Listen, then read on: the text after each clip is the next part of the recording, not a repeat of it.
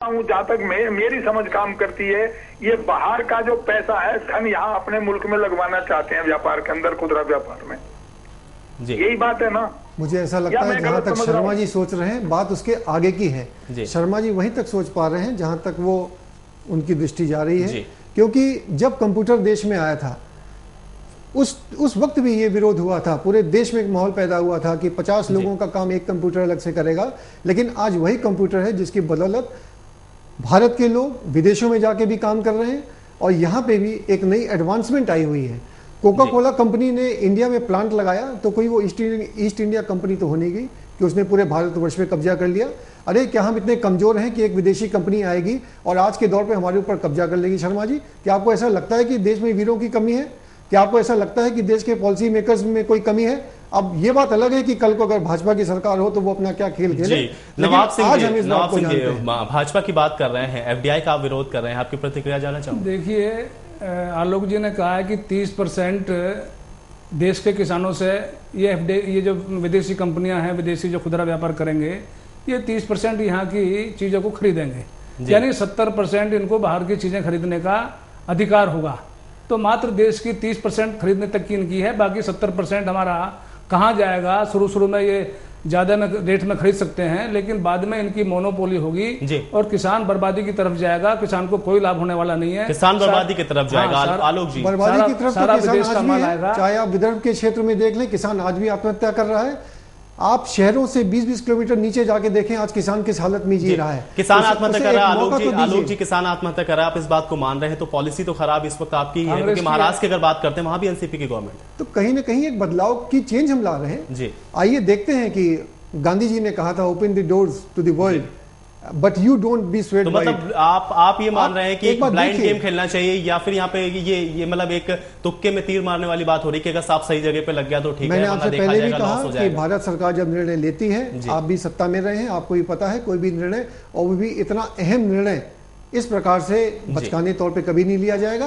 और एक ये प्रशासनिक निर्णय है, भारत सरकार के स्तर पे निर्णय है, और एफडीआई की जो लाभ है वो आने वाले। चलिए आलोक जी आपसे मेरा एकदम सिंपल सा सवाल है, अगर मनमोहन सिंह आज अपने भाषण में ये बात बोल रहे हैं कि देश को अगर विकास की पटरी पे लाना है तो ये कड़े फैसले बड़े जरूरी हैं, मेरा सीधा सा सवाल है, 8 साल से आपकी पार्टी सत्ता में है, देश को इस स्थिति में लाने वाला भी आखिर कौन है? इसका मैं जवाब आपसे जानना चाहूंगा। देखिए, ऐसा है कि अगर कहीं कोई कमी होती है तो पहले इलाज की प्रक्रिया होती है जी। अगर वो लोकल एनेस्थीसिया से इलाज हो सकता है तो डॉक्टर पहले उस स्तर पे करता है।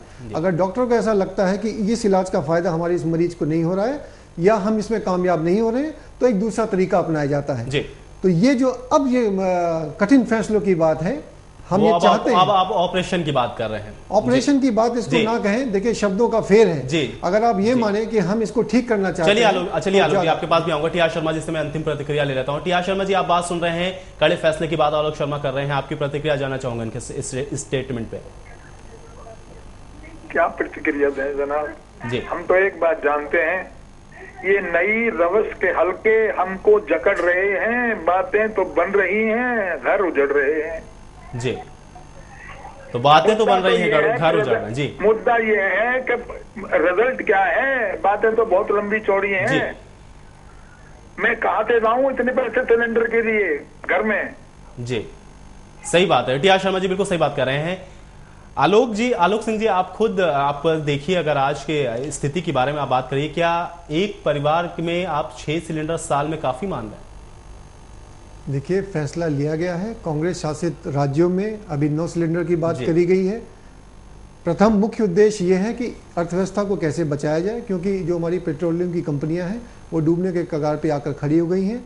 देश के नागरिक ही देश का बचाव करते हैं। जब हम देश के लिए जान देने के लिए तैयार रहते हैं तो बचत के रास्ते हम खुद निकालेंगे।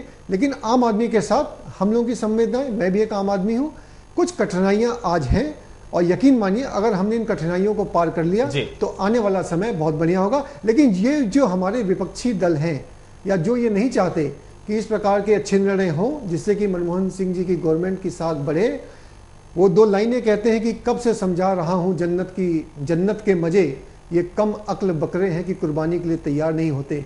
ये दूसरों को समझा रहे हैं, लोगों को अपने तरीके से चीज़ों को समझा रहे हैं। वस्तु स्थिति को बाकी बात कोई कर नहीं रहा है।